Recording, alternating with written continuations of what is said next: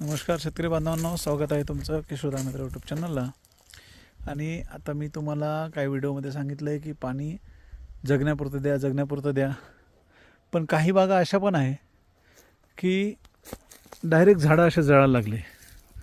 हे बघा, 1 2 3 4 5 6 7 हे जे झाड आहे बघा, हे परवा चांगलं होतं आणि कालपासून किंवा आजपासून ते जळायला लागलं आहे. हे पुढचं पण 2-3 दिवस आधी चांगलं होतं.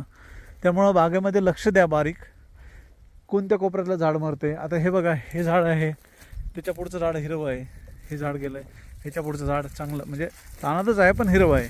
ते पुढची पूर्ण लाईन चांगली आहे.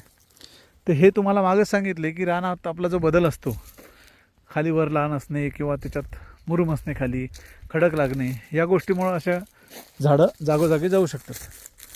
पण आता अशी कंडिशन झाली आहे काही बागांची किंवा ह्या बागाची की दररोज 4 झाडं 2 झाडं मरायला लागले. जे झाड आज वाटते चांगलं आहे ते झाड 3 दिवसांनी मरण्याची अवस्थेत येऊन जाते.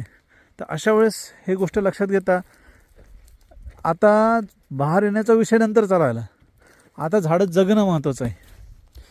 तर झाडं जगण्यासाठी आपल्याला, ज्यांच्याकडे ठिबकचं चांगलं पाणी आहे त्यांनी ठिबकने 3-4 तासाचं पाणी द्या जमीन बघून, किंवा ज्यांच्याकडे फ्लोचं पाणी आहे, जास्त पाणी आहे, त्यांनी फ्लोनी दिलं तरी हरकत नाही. टेम्परेचर नंतर बघू.